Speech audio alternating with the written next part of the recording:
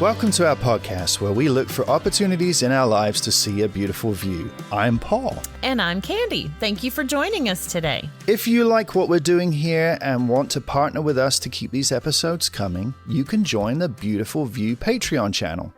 Your support will help us cover our production costs. When you join our Patreon, we will send you a Beautiful View sticker.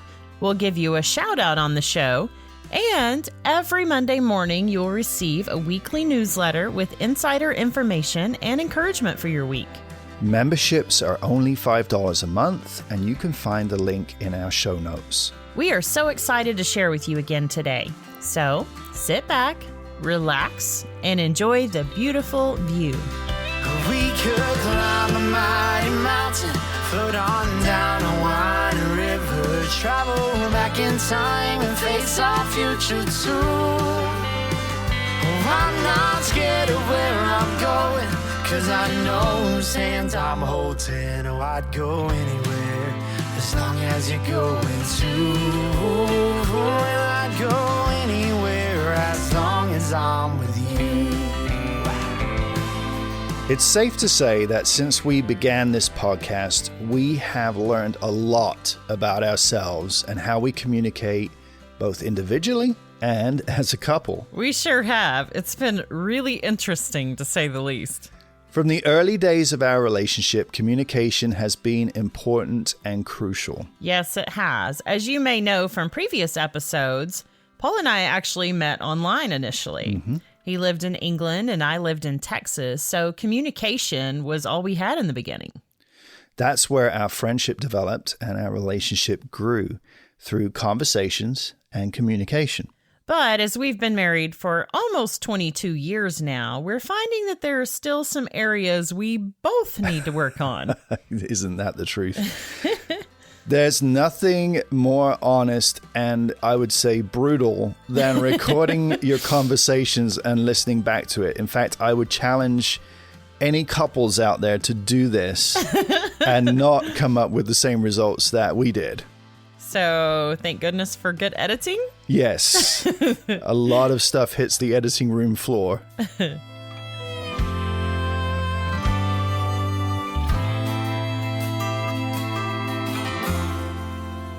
All right, let's just jump in feet first on this one. Okay. I think we're pretty decent at communicating. Yeah. Don't you? Yes, I do. Yeah. Just the other day, as a matter of fact, when we were bringing our RV back to our house after camp hosting for 3 weeks, a couple of our neighbors were kind of, they were working in their backyards and kind of watching, and they commented on how well we worked together to get into our very tight slab in our backyard. It's literally like a 90-degree angle that we have to kind of get into. Of all the places that we have, I would say, successfully backed into, because there were places where we didn't, we just abandoned all hope halfway through. But this as an achievable space to back into is the worst one. It's hard. It's just hard. Super tight. It's like threading a needle. Yeah, so there's a lot of trust involved. Mm-hmm. There's often times where I can't see anything as I'm backing in, not in the mirrors, not any way. Like I've got just a large RV blocking my view of everything. So I'm relying on you solely to bring me into that spot over the other end of the phone. And you give me very specific instructions, and no matter how I feel about those instructions, I have learned that I have to follow them. Yeah. And I've gotten a lot better about knowing how to instruct you to make you turn the wheel the right way, or, whatever, to get into those spots. Right, so right. I think we've learned a lot doing that. Yes. And, we've watched many, many other campers coming in over the years at different campgrounds. And oftentimes it gets pretty ugly. Yes. Like quickly, just due to poor communication. I mean, we figured out pretty early on that, talking over our cell phones was a really great way to communicate, because if you're yelling from the back of the RV, like the person in the cab can't hear what you're saying. No, there's no way that you can hear. So, but it's amazing to me how many people try it that way. Rely on it. Rely on it. Yeah, yeah. So I would say that is one very practical good example of us having really great communication. Yeah, we've also had hundreds of times of pulling in and out of campgrounds to practice. So there's that, to be fair. Yes, there is. Practice is definitely key with parking an RV and with our daily communications. Yeah, I think one of the most interesting comments we tend to get from our listeners is how easy the Beautiful View podcast is to listen to. Yes. We've had several people tell us that they feel like when they're listening to our podcast, that they're sitting right there in a room with us, listening to our stories. And I just feel like that is a huge compliment. It is. To your editing skills. Right.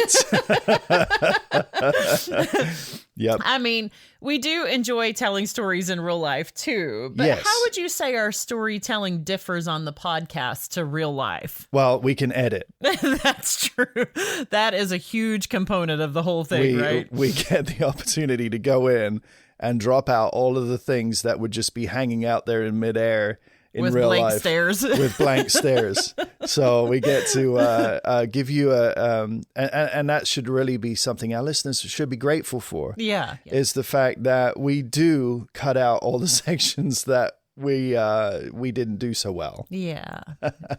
And some days we are really switched on and there are not very many of those. And then other days it's like, man, we probably should have just waited and recorded this a different day. Yeah. Well, actually, there are some times where we get about halfway through and it's like, we're both like, should we just abandon this? Yeah, let's just start over.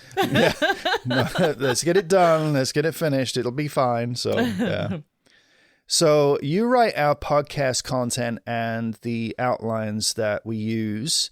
Can you talk a little bit about how that process works? Yeah. I like to stay a couple of weeks ahead on writing the content for our podcast outlines. I basically follow the same outline each time, just change up the subject that we're talking about. Uh-huh. So I come up with prompt questions to ask you and for you to ask me, because we learned really early on that if I didn't put questions in for you to ask me, then you would just talk. Yes. And I would have a hard time getting back into the conversation. Yes, yes. There's that. There's definitely been a lot of trial and figuring out what works best. And yes. I mean, you tend to lose your thoughts a lot. Squirrel. And do a lot of rambling. But also don't want to put words in your mouth. So there has to be a balance when I'm writing our scripts. Yes. And I also don't want this episode to be a pick on Paul show. Which it could very easily be. And with reason. So yeah, well, I mean, I honestly think this outline is probably the hardest one I've done so far for that reason, because I don't want it to seem like I'm just dogging on you. Yeah, I think communication is one of those things that and it's not true in every instance, but guys have a problem with communicating. Yeah. We definitely like to take time to communicate our thoughts and instructions. But the whole interaction part of things is where we have a problem, like the back and forth and giving each other equal opportunity to speak and to listen. Yeah, that doesn't come naturally to a lot of guys. Yeah. No. So initially knowing that, I tried to script the whole thing to avoid any kind of communication faux pas. Yes. But I also love it when we go off script, where it feels more like a natural conversation between us. But then, knowing you well, I started dropping out some of the scripting, but asking you very direct questions along the way. Yes. And then scripting in questions for you to, after you got through saying what you were saying, to throw the conversation back to me. Yeah. And that really seems to work the best. Right. So what is it like to listen back to our recorded conversations when you're editing each episode? It's honestly difficult. Because the punishment is contained within the recording. So I'm like, there are times when you offer me up a question.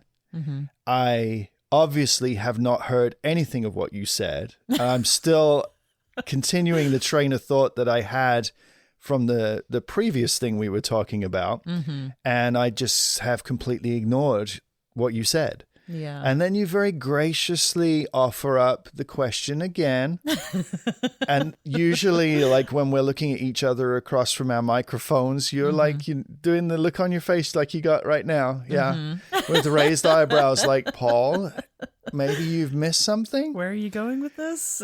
And I get to listen to that in brutal, honest, factual audio recording evidence that's going to sit there on my computer forevermore to prove that I am not a good listener at times. Now, not all the time, but sometimes. So with all of that, so what are some really specific things that you've learned about yourself in doing this and the way that you communicate? Well, I think even after listening to the recording of like episode 2, I was like, oh my gosh, is this what I do in real life?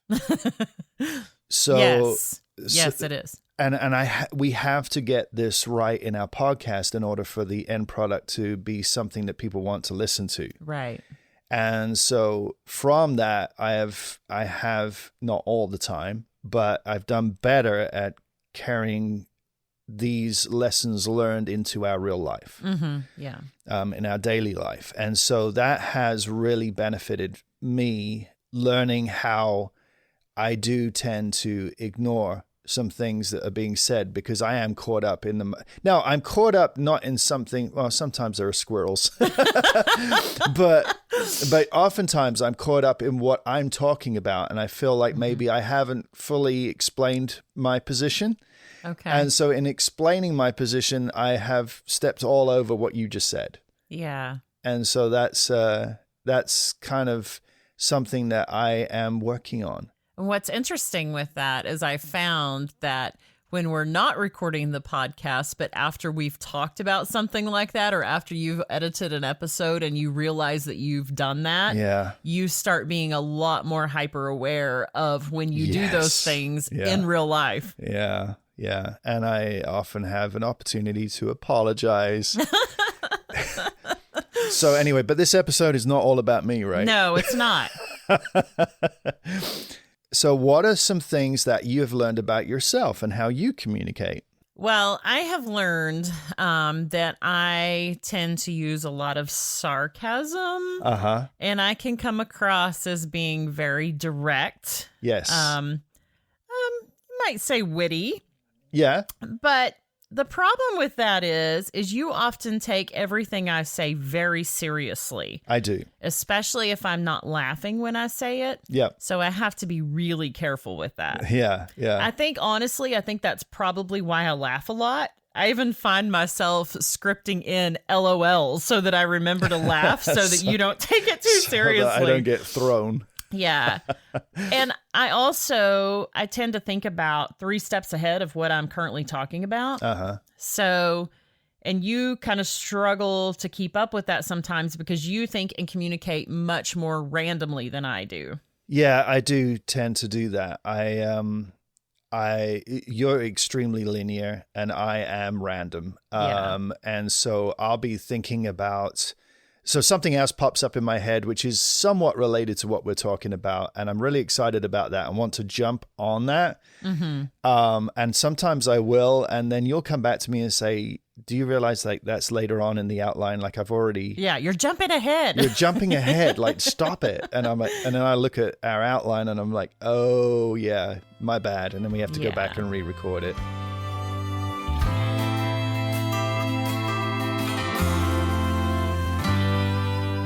So let's flip this around, though. Yes. So I've done a lot of kind of picking on you. So what are some things that you've noticed about how I communicate with you from your point of view? Yeah, I would say that I do sometimes need to express all the rabbit trails that are going on in my head, and then you will get frustrated with me about that. And so then you keep trying. Frustrated might be a little bit of an overstatement. Well, a little bit. And maybe. so then you kind of like, you're trying to get me back on track. And I'm like, no, this other thought I have is way more interesting. But it doesn't make any sense. Right. So it's something where it's not necessarily wrong, but I do love to explore those rabbit trails, and so you won't let me explore them sometimes. Yeah, that's true. I'm like, I have no idea what you're talking about. I have no idea what you're talking about. So then that ends the conversation and we move on to something else. Yeah. So do you think that things that we're learning about ourselves are helping us in our everyday communications as a married couple? Yeah, I absolutely do. And as I mentioned before, I think the things that we've kind of learned about ourselves by going through this exercise pretty often, I guess it just brings things to our attention more. Yeah. Now, in real life, when we're not sitting behind a microphone, but it's like, oh, yeah, I just threw out another sarcastic comment and he's going to take that seriously. I was just joking. That was a joke. Yeah. So, yeah. I think it just makes us kind of be a little bit more aware of what comes out of our mouths, and to also make sure that we are communicating well. Communicating in the way that we know that the other person is receiving it well. Is receiving it well. So taking care of the emotional needs of the other person. Absolutely. We definitely have different communication styles. Yes. And that's okay. We're made differently. Yep. I tend to not have filters sometimes, and I just blurt out whatever I'm thinking. And, that doesn't always work. I have to be really careful with that. I am also, as you mentioned before, a very linear thinker. Which is why you are the author of our outlines and scripts. Well, yeah, probably. My thoughts and communications are always in order. I have a really hard time keeping up with random thoughts thrown out in a conversation. I'm like, wait a minute, what were you talking about? Yes. Which thing are you're talking about? 3 different things. Now, what does that relate to? Does that relate to the first one? Or so, yeah, it gets really confusing to me sometimes. I also tend to have big thoughts, and I have learned in communicating with you, I often have to toss out those big thoughts in bite-sized pieces. Yes. I'm a little bit of a dreamer too. Uh-huh. I like to talk hypothetically about things. Yes. I like to create bucket lists that may or may not ever happen. Yep. I like to talk about the what ifs. I enjoy thinking about the future. I just enjoy thinking about it and dreaming a little bit. It stirs up that creativity in me. It's kind of like writing a story, which I think that's why you struggle with it. It's because you don't enjoy fiction. So I've learned that instead of stressing you out with my dreaming and you taking everything very practically and literally and trying to figure out how you're going to pay for it or whatever, I just write in a journal. That works well too. And it's not like I want to stop you from dreaming. It's just I just my natural reaction is to want to fix it, make it happen. And that's a tendency of most guys, is like, okay, so is there a problem I need to fix here? Do we have to make this happen in the next 3 years, 5 years, 10 years? And you're like, I was just dreaming. That was all I was doing. Seriously though, like, conversations for me, I tend to approach like a video game from the 80s. Beep, beep, beep, beep. Yeah. So I'm like Pac-Man following the trail of dots. And I've got 3 lives. So that's... And the ghosts are chasing you? And the ghosts are chasing me. This is a good analogy, right? And I'm I have 3 lives. Okay. And if the ghost catches up with me, that's okay. I got 2 lives left. But in conversation, that doesn't often work. So there's like, every time I lose a life, I'm apologizing. And then when it says game over, I'm like, okay, what kind of a mess did I just cause? Oh, that's okay. Just shove another couple of quarters in the machine and we'll start over. Oh, my word. But what that needs... what's the key factor in there that makes it work for us is that we have a lot of grace for each other. Like we've learned over almost 22 years. Well, in fact, longer, because, we were communicating before we were married, obviously. So 23, 24 years, we have learned that we need to give each other a lot of grace. Yes. So when I do lose a life in my video game, you're like, that's okay. I know you didn't mean it that way. Mm-hmm. But to have grace in our friendships and grace in our relationship together as a couple is huge. Yeah, absolutely. That is huge. A big part of having good communication skills is also being a good listener. Yes. When we listen well and actually hear what's being said and also notice what's not being said in those conversations, we are able to give better responses. Therefore, we are able to be better communicators. Yeah, so I'll go back to the example that we gave at the outset, which is of like reversing the RV. I have to trust you in your instructions when I can't see. So I've learned if I follow those instructions, then it turns out well. And even if we have to like pull the RV back out and try again, that's okay. So that's where that grace comes in as well. Yeah. But if I were to go about things, as I've done many times, if I were to go about things the way I think that they're feeling like, and just go ahead and do it my way and ignore what you've said, then we very often end up in a situation where it's just not going well. Right. I can think of a couple of examples where our good communication translated well to our kids. Yes. And also a couple of times when our breakdown in communication did not translate well to our kids. How do you think our communication with each other affects our communication with our children? Well, I know in our family, we all have a tendency to be very tender-hearted, and we can easily, all of us, get our feelings hurt.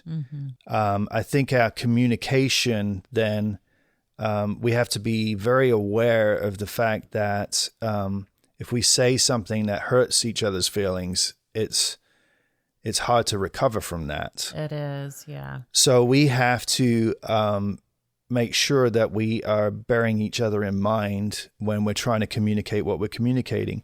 Because it's not necessarily that the thing that we're wanting to communicate with each other or with our kids is the wrong thing. Right. Oftentimes it's something that has to happen. It's something we have to do.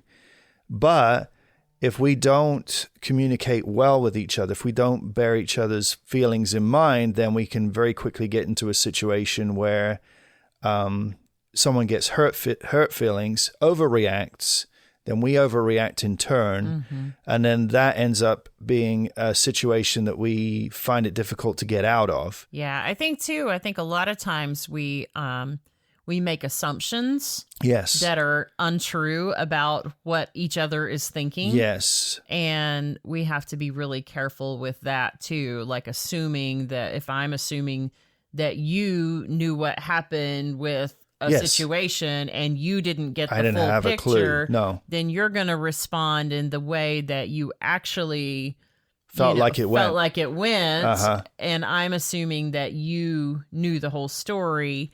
Or vice versa. I think the assuming part and not communicating well is what often gets us in a pickle. Right. And I think that's what, when you're talking about writing the script for the podcast, you say that oftentimes you have to write in an LOL in order for me to understand that you're joking. Right. Yes. And so that's kind of in real life too. It's in real life too. You have to say now, you do realize that what I meant or what he meant or what she meant was this. And I'm like, oh, okay, well, thank you for that. And I mean, that's something I really appreciate is when the thing is spelled out for me.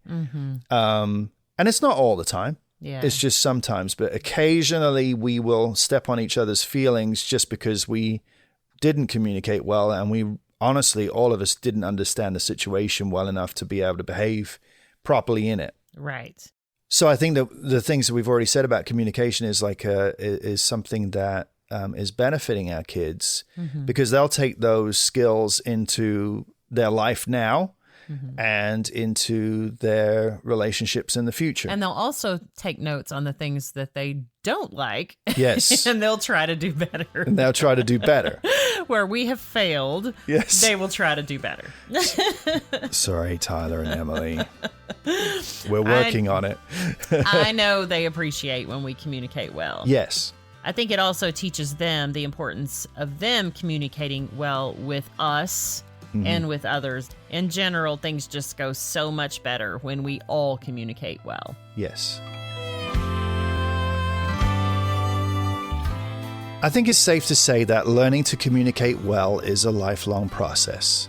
We've had seasons when we've communicated very well with each other, and other seasons when we failed miserably at communicating. Yeah. Oops. Communication is an essential part of human interaction, and it also plays a crucial role in building and maintaining healthy relationships.